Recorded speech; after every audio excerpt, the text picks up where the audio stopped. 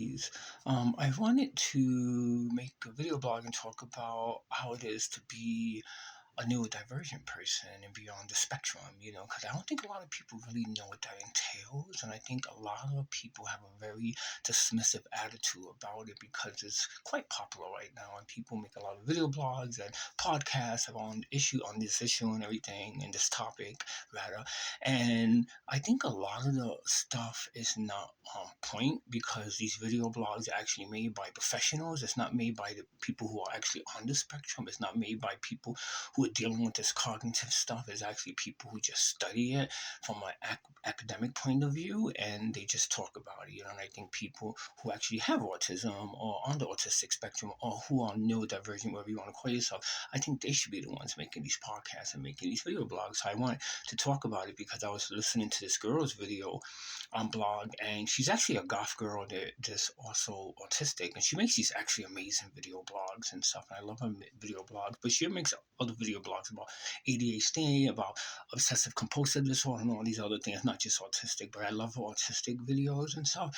But there's a lot of things that she leaves out, and those are the things that I want to talk about because people always ask me these questions, and I know the quick and simple answer is autism or neurodivergent, but it's so hard to say that because when you tell other people, people go, "No, you're not autistic," because people have this image of what they think an autistic person is, which is actually the classic image of an autistic person as a person that behaves a certain way and they're used to seeing growing up in society. And when you're not like that and you're able to have a conversation, you're able to function with people, and you're able to live in society like a so-called neurotypical normal person, then people don't think that you have autism.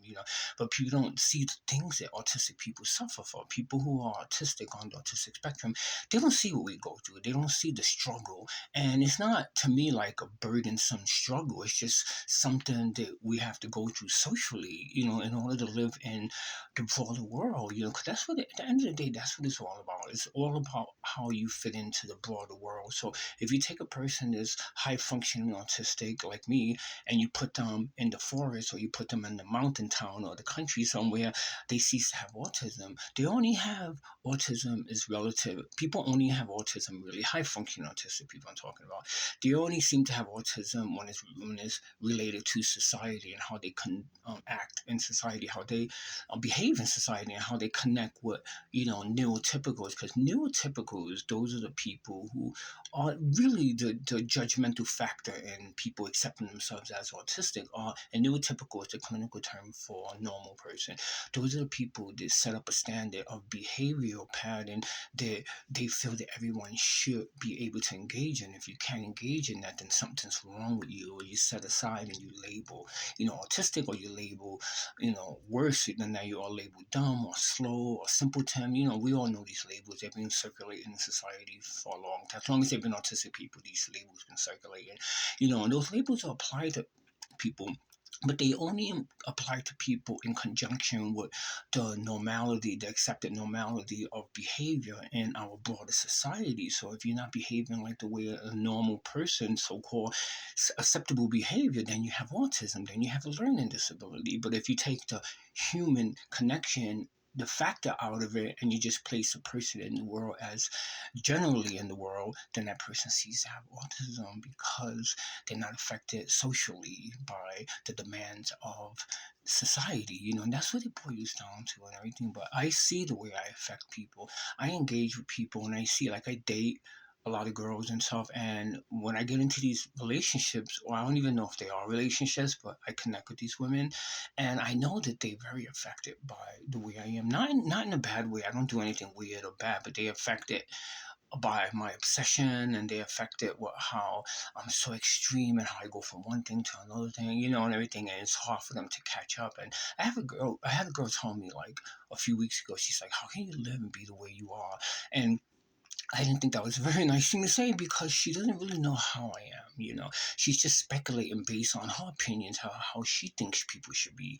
She's not based on people's individual right to be who they are, and that's just the really thing with people who judge people who are neurodivergent. Like, so what does it mean really to be neurodivergent? Right? To me, neurodivergent really means how it sounds.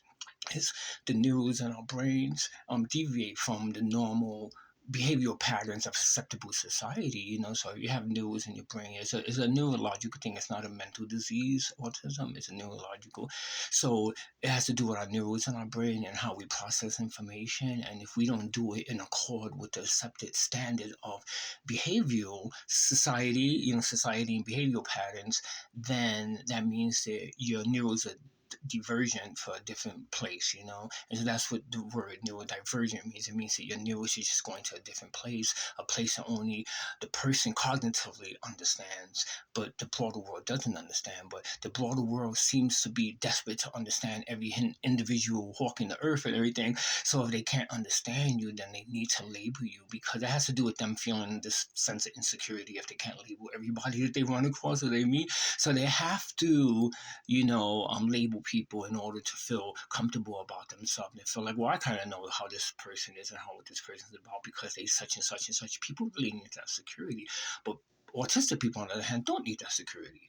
Autistic people tend to be very accepting people, non-judgmental people, and they tend to accept anyone that has a weird cognitive dissident, whatever you want to call it, behavior in society. We accept it because we are the same way. So we accept the way we are, and we want them to accept us. And so, but a lot of times, 9 to 10 times, they don't accept us. People in the broader world I'm talking about, not talking about autistic people. And so when I watch these videos, a lot of times people don't really talk about that. People don't really talk about the functionality of autism, what it entails. It has to do with just receiving information, really. Basically, it's that simple, and processing the information and having a readily response to that, give out to the information. A lot of times it's delayed. And when it's delayed, then people don't get it. People think you're slow. People think you're uninterested. People think you have apathy. And it goes on. So all these stereotypical things happen whenever people are in engagement with people who are on the autistic spectrum, because we just don't process information the same way as neurotypical people process information. And also another thing with me is I go through it. I get really, if people see my video blogs and everything, people can tell that I get really obsessed with things and I change. I don't really change. My obsession changes. I'm always the same person at the end of the day. I never really change who I am. It's just my obsessions change, or my obsessions is so powerful. People think that it's the totality of who I am. That's the totality of my pure expression of who I am as an individual person, is that narrow topic in which I'm engaged with at the time. But that's just a narrow subject. That's something that I'm hyper focusing on at the time, and I'm obsessing over it, and that's what I go through. And when I'm in relationships with women, that bothers them the most, because they think I'm one way, then I flip the script and I change and I get into something else. And they don't really focus and concentrate on how nice I am to them and how I'm treating them and how loyal I am to them and how committed I am to them. They just see the fact that I change. They see the fact that I get obsessed with like hippie music and I dress like a hippie. Then a week later, I'm obsessed with gothic stuff and I'm dressing like a goth. And then I'm watching gothic movies, and then I'm watching hippie movies. They think that it's unstable. They think that I'm changing. I'm like, well, no, I just have. Who said that it was permissible for us just to be into one thing? I don't get that. I don't get how people could be, and I'm not judging people, but I'm saying I don't get that for myself, how people could be into just one thing, and that's the totality of what they love, is that one thing. And everyone's entitled to do that, and that's fine. I'm not saying, but I feel that those people are never judged for just liking and loving one thing. But the people who jump around from topic to topic and love many different things, people see that as a sign of insecurity, a lack of commitment, and a lack of stability. If a person does that, and especially if you can't readily explain your obsession, when you're obsessed with it, you are obsessed with it at the time being. But when you keep coming back to the things you love, like I kind of rebel against being gothic, because I don't want to be so gloomy. In the summertime, I want to be more light and more hippie than I'm hippie. That doesn't mean that I stop being gothic, because my heart is still gothic. I still listen to the music. I still have the sensibility. I still, I may not go to the clubs anymore and everything, but I'm still pretty much that same person I've been ever since I was, 13, 12 years old when I first got into it, and everything. But I branch out to other things. I go to reggae shows and I dress up all like a Rastafarian, and I love that. But I still have a gothic flow. I always have a punk and gothic flow behind everything that I do and everything. But when you're in a relationship, women don't really like that. At least the women I'm dating, they want stability. To them, stability is being the same and liking one thing and staying focused. I have a girl tell me, well, why you can't just like something for more than a month, and everything. I'd be like, because it's fun to love many different things. It's fun to me to just be obsessed with things is fun. But you know what? I'm not obsessed with drugs. I'm not obsessed with being mean. I'm not obsessed with money. I'm not obsessed with sex. I'm not obsessed with controlling people. The things that most people are obsessed with in society makes this world so crooked and the way this world is. I'm not obsessed with those things. Matter of fact, and I had a girl that I was hanging out with last month or so, 2 months, or whatever. She got upset. This is kind of funny and kind of embarrassing, but she got upset because she was talking about money, and then I told her, "Oh, I got to be busy and I have to do volunteer work." And she's like, "Why you want to do volunteer work when you could work and get another job and make money and it'll be more money for us?" And I'm like, "What?" But she told me that, and she got offended that I wanted to do volunteer work and work for free rather than working and making money.